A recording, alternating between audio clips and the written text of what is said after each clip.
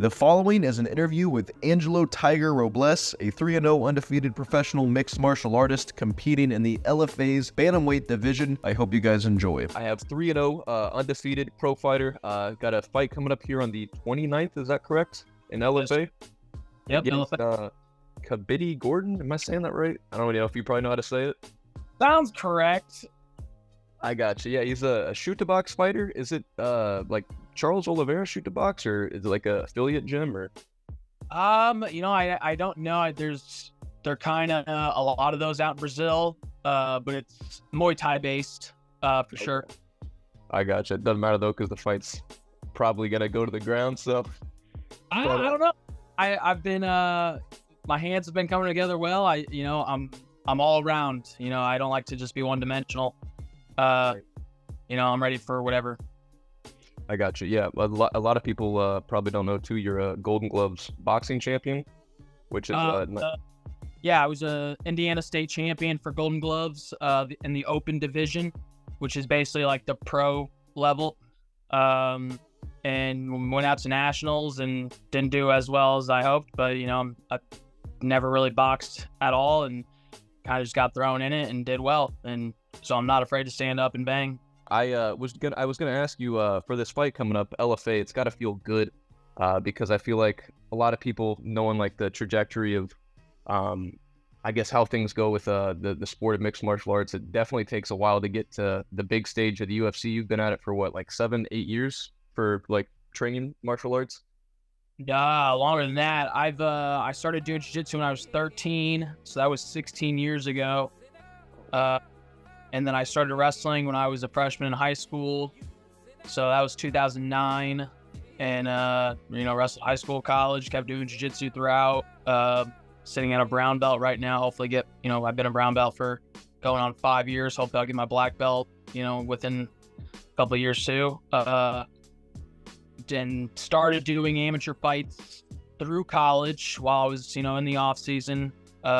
They allowed me to do so, and just, kept chipping away, and knew I was going to go pro eventually. But it was always on my mind. And I was like, I'm gonna forego using my college degree and put these skills to work, man. Right. Was that the amateur career though? When did that start? Like 2017 or so? 2016? All right. Yeah, I would say 2017, 2018, something like that. Okay. But I was So, yeah. 6. 6-0. Okay. But yeah, no, it's just it's got to feel good though, because that's got to, now that you're at the LFA, that's usually like most people, like that's usually the jump that most people make. Like if you're from Europe, it's probably Cage Warriors. That would be the step for, going to the UFC. But for a lot of guys in the US, LFA is usually the stop or the step right before. So it's got to feel good. Does the nerves or anything for this fight feel any different, or is it any other fighter? I mean, it's the preparation's always kind of, it's different, but usually it's kind of the same. I'd say if anything, the nerves come day of. If any fighter tells you they're not nervous, they're lying, or, and it's good to have those nerves. You want to have that adrenaline flowing through you. And I think if you're not nervous, you're not going to probably perform as well. It's good nerves, and you have to kind of accept that and let it lead you to, your victory and performing well. It's nice to get on LFA. It's being out in the Midwest, it's kind of tricky to get on these big shows. They're a good feeder organization to the UFC, but they've always been out west. And then east you have Cage Warriors and some other shows, and then Texas they have Fury. So it's that was the nice thing about getting on APFC, Anthony Pettis's league. He's got a nice Midwest showing coming up, so that was a nice one to get on, and hopefully maybe get on it again or something. But it's nice to kind of get on these well-known shows coming up now. right. What was that like at the Anthony Pettis his event? Because there was a lot of stars, Bilal Muhammad, John Jones. There's a lot of big name MMA guys there. What was that like? Yeah, it's fun, man. I wish I would have performed better. Unfortunately, I haven't even said anything about it, except for the people close to me. I fought with a fractured elbow, so I was grappling heavy at that fight, and I didn't perform how I wanted. I didn't get a finish, but a win's a win. And now I get this opportunity to perform well. But it was fun. It was, getting to see, these guys I've looked up to, like John Jones, Anthony Pettis, Bilal. His brother Sergio was there. And it's cool. So it's funny when I see guys like looking out to Donald Trump at the UFC fights now, and they're like trying to make eye contact while they're fighting him. Same thing was going on with people trying to do that with John Jones. So I'm like, all right, I kind of know what that's like. That's cool. Did he say anything to you after your fight, John Jones, or did they compliment you? Or I don't remember exactly. I know I asked him a few questions of like, what's something you could pass on to a young fighter, and he just had nothing but good words to say. I don't remember verbatim, but he was just so nice. Obviously, just a beast in person, and kind of a surreal moment. He's the greatest. So it was cool. Got to take a picture with him. He was more than welcoming to do so, and so were the other guys. So it was really cool. That is cool. Who would you say, I guess, would you say John Jones is your GOAT then for best MMA fighter of all time? Yeah, I mean, how could you not? I mean, I'd be lying if I said he is. And I was always a big Daniel Cormier fan. I think I was kind of on Daniel Cormier's side because, stud wrestler, great guy. But man, John Jones you can't lie about how he's performed in his whole career. And the guy hasn't really lost. Right. And the fact that he's all the circumstances of his career, and like he probably wasn't even going in 100% trying, and that he still did that every single time, is just like, what if he actually tried 100%? Yeah. So that was cool. But even amongst my favorite fighters, guys I've looked up to are probably like GSP, Frankie, Edgar, who I got to train with. Surreal as well. Got to do some jiu-jitsu with him and roll and meet him, and he's one of the nicest guys I've ever met. And so that was really cool. It's cool to see where this journey's kind of taken me since I was a kid, watching him fight Gray Maynard in those wars. Yeah, that's very cool. What are some of the cool gyms that you've trained at then? Is that with Mark Henry in New Jersey? No, that was at Nick Catone. So not too far from Mark Henry's, but Mark Henry was there. They kind of have like a nice, I guess, like they get all the guys from Jersey and some guys from New York, and they all just kind of meet there. Thankfully, Corey Anderson has moved to Indiana, and he kind of got us in there. And so, yeah, Corey's awesome. And so we took a few of our guys out to there and got to get some good training with those guys. It was awesome. Yeah, that's very cool. Is there any, I guess, place that you haven't been to? I remember you talking about, I don't know if you remember, I was when you had your podcast with BT, I was the guy that was doing the sound stuff. I remember when you were talking about, you said something about Team Alpha Male, and like that was like one place you wanted to train or thought you had to go train, or you said something about Team Alpha Male. I remember in that conversation. Is there a place that you have in mind that would be like a dream spot to train? No doubt, I'd love to go to Team Alpha Male. Those guys are, heavy wrestling based. My teammate Lorenzo Trevino, he got to go out there for a few months and is still going out every so often, and just has nothing but good things to say. And it was at a point there wasn't a MMA camp in Indiana or Indianapolis that I was aware of until I found where I'm at now, indie boxing and grappling. I was at my home jiu-jitsu gym, which is mostly just jiu-jitsu. They didn't really build up MMA guys, but I found where I'm at now, and I found like, I don't actually need to, go to California and do that whole thing, but I'd love to, take a visit, maybe do a few weeks of camp out there. So, if my buddy goes out there, I'm probably going to try and go out there again, go out with him. And just like we both went to New Jersey and did the same thing. So, there's a place in Texas like Syndicate I'd love to go see. And also I want to see Texas. So I want to make once I have some more money in my pocket and more time on my hands, just kind of dip into these other places and see what the competition's like and, get good work. Right. Yeah. And I'm sure it's just got to be good to see different looks from different gyms, but obviously too, being an Indiana person, I would love to see you be a, homegrown fighter all the way through. Yeah. That's kind of one of my goals, is I want to kind of put Indiana, like a little bit on the stage. We've had a couple guys get CFC, like Matt Mitrione, and you know, one of my teammates, Cameron Van Camp, got a few fights in there. But you know, I want to show, like, I remember. So I did get to go to Florida before and go to what's their big gym now? They changed the name. Killcliff, yeah. So me and my buddy Trevino, we got to go out there before, and we did like our own little session. There was no one there. We kind of got in, I think, like on a technicality, I don't know, but I remember I ran into someone and they were asking where we were from, and I said Indiana, and they kind of just scoffed us off a little bit. And I was like, all right, I'll remember that, dude, because, you know, we got killers. So it rubbed me the wrong way, and that kind of fed me a little bit more of like, I'm gonna show you what's up. yeah, that's good. I'm sure you probably was the person another notable fighter, or just someone else that was training, or.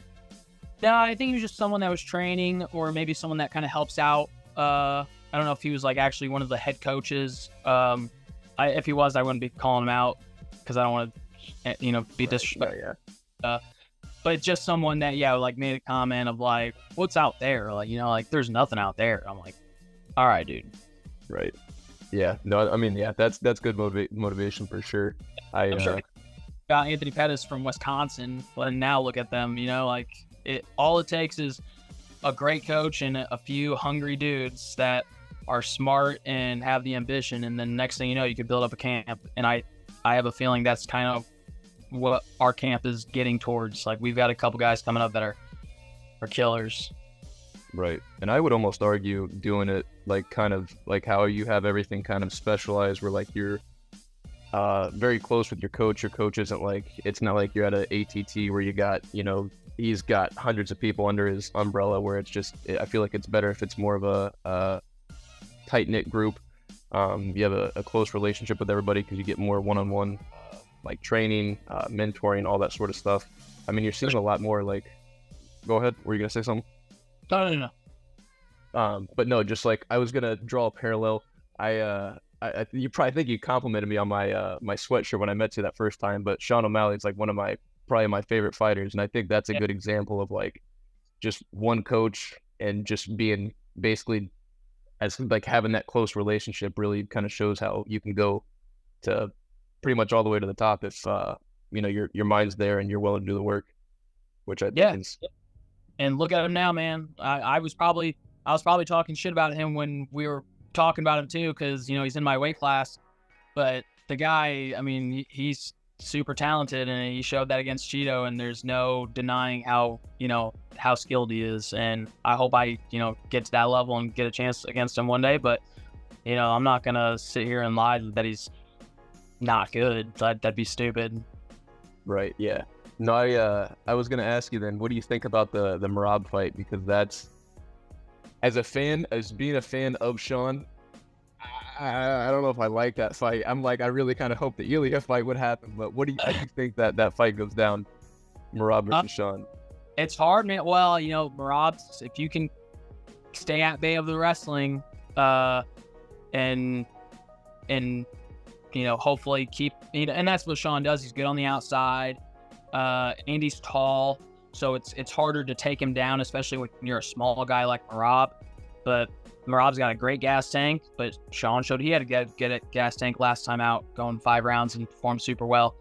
It's you know, Merab's not got the best striking. He's almost been KO'd a couple times. He got dropped by Henry Cejudo, and I think if you get caught like that against O'Malley, you're gonna be lights out. So it's one that I'm super curious about, and I very much look forward to. I don't like this whole, I defend the belt once and I'm gonna go try and get a super fight. Like, I'm kind of old school where I like, you know, Anderson Silva racking up all these wins at middleweight, or John Jones at light heavyweight. You know, they stay in their weight class and they rank up, you know, they rack up all these, like Jose Aldo at 145.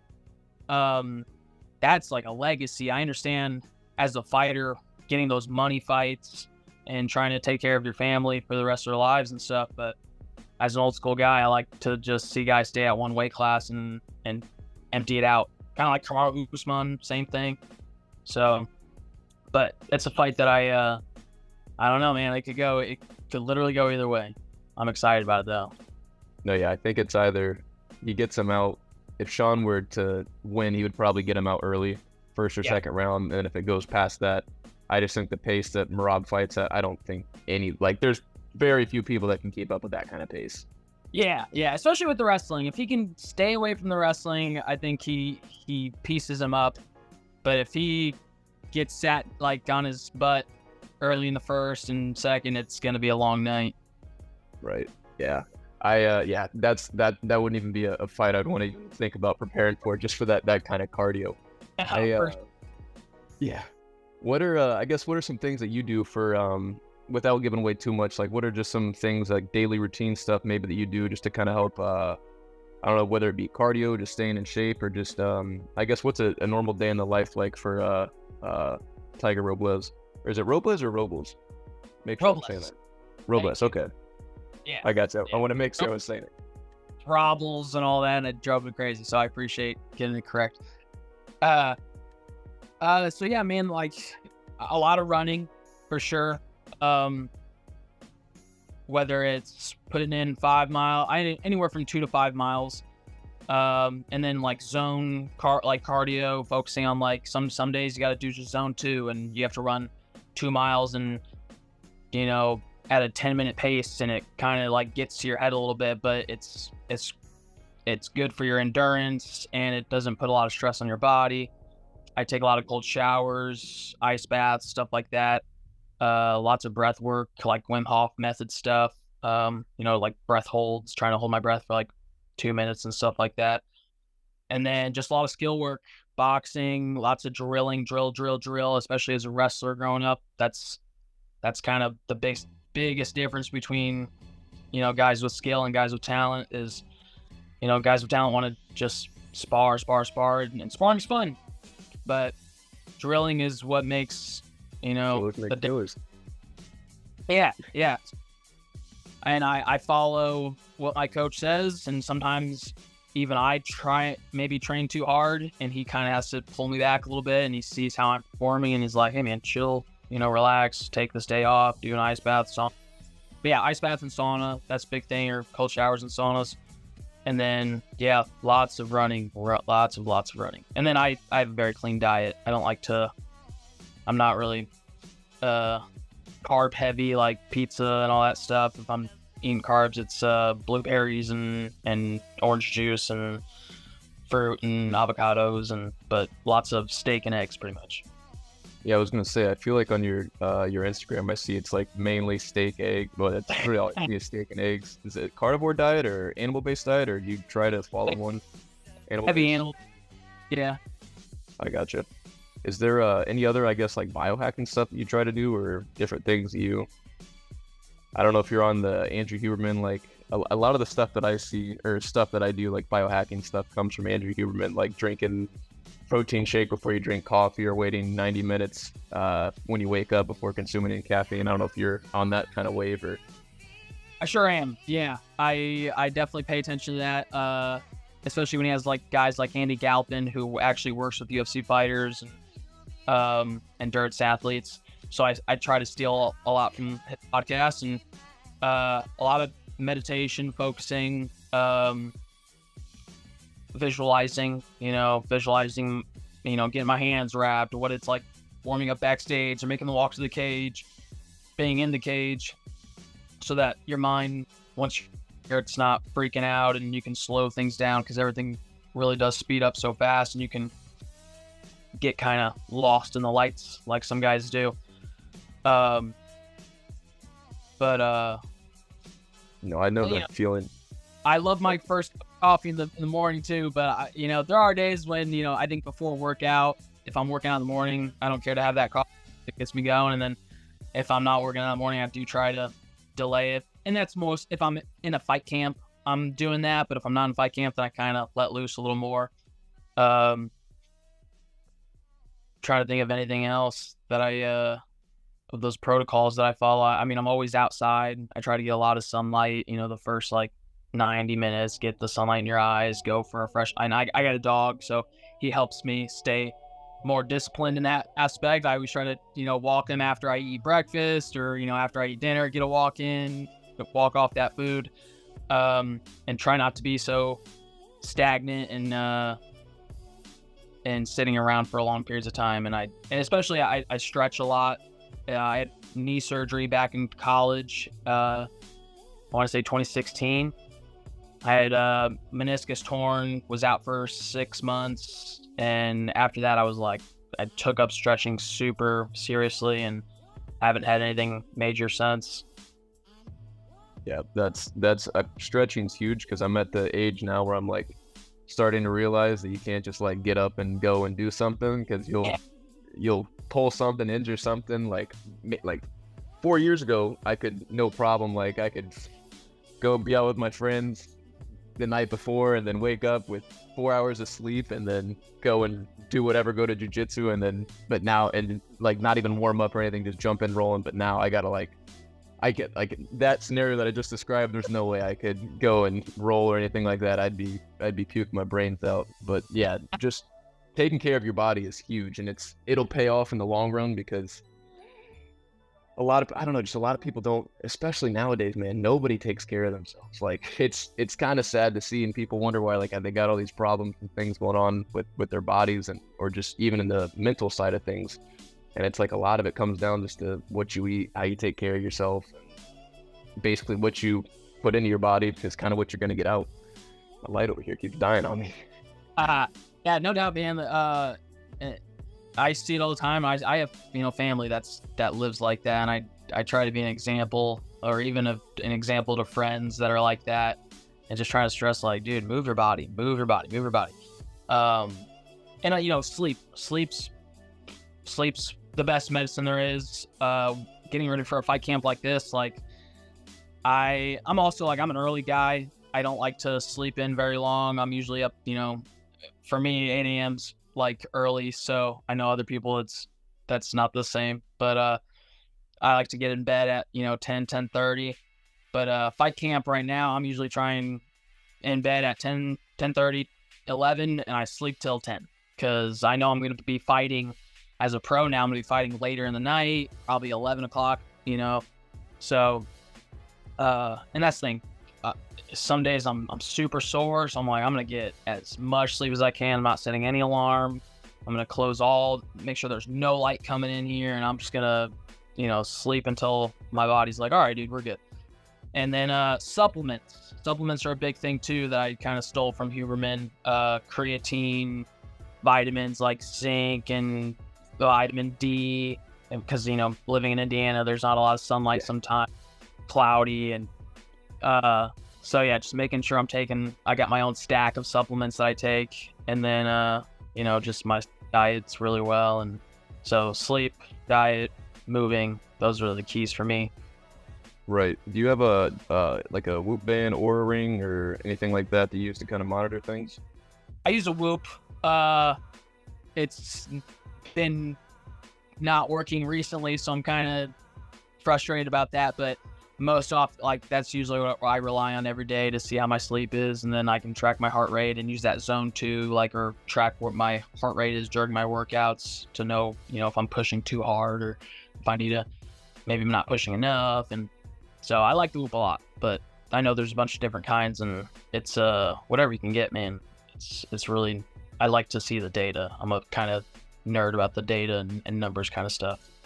Right. Yeah, I had a Whoop band for a little bit. I got I think my dad had something where you got if you upgrade yours, then you can give your old Whoop band away to someone, and they have there was some deal where you could pass it off. So I just benefited from him getting a new one, and I was using it for probably 6 months, and it's the data they give you is crazy, but it's almost anxiety inducing, because I'm like, it's telling me I shouldn't work out today, but I don't know, it's this give and take of do I really need to listen to what this is telling me, or but it's crazy what you can get out of that. I got an Apple Watch. I don't have it on me right now, but it's charging, but an Apple Watch, but that thing sucks. I need to either get me another Whoop band or an Oura ring or something like that, because the data that you get off an Apple Watch it's basically using your phone to track your sleep or whatever it might be. It's not that good. Yeah, yeah. I always will use like a pre-wrap on my, because I'll put the whoop on my wrist and I'll use like a pre-wrap, so, and then I'll put an actual athletic tape so I don't tear my hair off my skin. And but man, I think I'll take like cold showers with it and stuff, and I really put it through the grind, and it fucks up on me every so often. But yeah, it can get a little too much in your head. It's definitely been that way for me, where it's the first thing I look at in the morning. And, some days it's like, oh, you can only push it this far, or you should only push it this far. And it kind of, so I've been without it for like for most of this camp actually. And I've kind of have been just fine without it. I'm very attuned with my body too. So there's that, but, it's a give and take with it, Right. Do you think But you yeah. ever get to? Gonna say that's something like Frankie Edgar said he would use, and that it would be like, you should take today off, and he's a beast too, he's not gonna do that, and he's like, it just got too much in my head, I just stopped using it. And I was like, you know what, I understand that. Yeah, I don't know. I'm sure it's probably different for other people, but I was just like, I feel like if I want to benefit from it, I got to listen to it, but also at the same time, like I know my body's not that worn down. I can definitely do what I need to do. But one thing though, I got probably like 5 minutes left in this, because on the Zoom thing we only got like 30 minutes or so for recording with I don't have the YouTube doesn't pay me that well yet, so I don't have the subscription version. But I wanted to ask you, I'm sure you've probably seen Bradley Martin ask people like if he thinks he could beat them in a street fight. So if Bradley Martin asks you if he could beat you in a street fight, what do you think the result of that is? I think I know the answer, but I just want to hear your thoughts on it. I get about less than 5 minutes, buddy, I guarantee. I think the first minute would really not be fun, just because he would be really, really strong and probably it would just be hard to deal with. But then I feel like he would probably gas out really quickly, and then just having the grappling experience, speed, everything like that, you could get around to his back no problem. Oh yeah, I would dance outside, make sure you can't touch me, maybe throw some calf kicks, lots of kicks, wait for him to kind of gas out, and then find a takedown, or roll for a leg or something. I doubt that guy knows any idea how to block a leg lock or, anything like that. But, and other people have already proved it. So, and I've gone with guys that are, not like as jacked as he is, but, I've gone with guys that are plus 200 pounds, plus 250 or around 250. And I've tapped guys that size before. So yeah. I got you. Yeah. Well, hopefully one day we'll see you at that point when Bradley Martin's actually asking you that question. I just wanted to hear it just because I don't know. I like hearing all the different fighters' responses to that, because it's really silly to me, but it's always funny to hear people's reactions. Oh, it's fun. That's the first time Yeah, oh snap, I just got the run out of time thing. Well, I appreciate you joining. I didn't want to take up too much of your time. It wasn't really kind of like a podcast, more like an interview type of format, but I really, really appreciate you doing this for me, and the flexibility and everything. I will be looking forward to your fight on the 29th. I might even try to go there in person. I haven't looked at tickets yet, but it's in Louisville, so I would like to make it. I wanted to go to the last one, but it was on a Sunday, I believe, and I was like, I want to drive to Wisconsin and back. But having John Jones there, they really almost got me off my butt. But I will. I'm gonna try to be there for the fight on the 29th, and but I appreciate you doing this. I wish you the best of luck, and hopefully we'll be seeing you here soon. Contender Series or whatever it might be, getting you into the UFC, putting Indianapolis on the map. Yes, sir. Hey, thank you for your time, man. I appreciate doing this, and hopefully I'll see you there. So thank you.